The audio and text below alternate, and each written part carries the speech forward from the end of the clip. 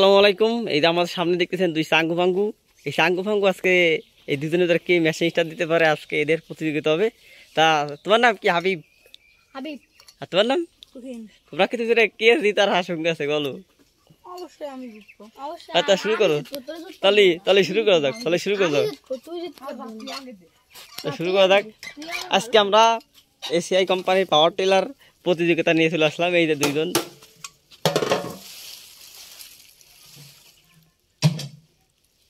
দেখা যাক। এই যে ড্রাইভার,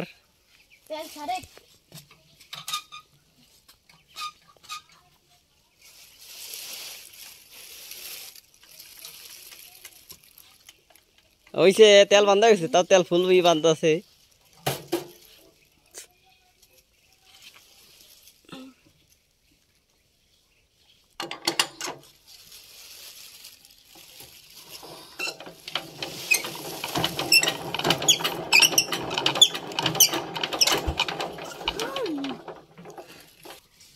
নেক্সট, এই যে নেক্সট, এখন উনি আসতেছে। দেখা যাক, তেল একটু কমাই বান্ধব, নাহলে কিন্তু ইয়ে হয়ে যাবে। তেল বান্ধেছে,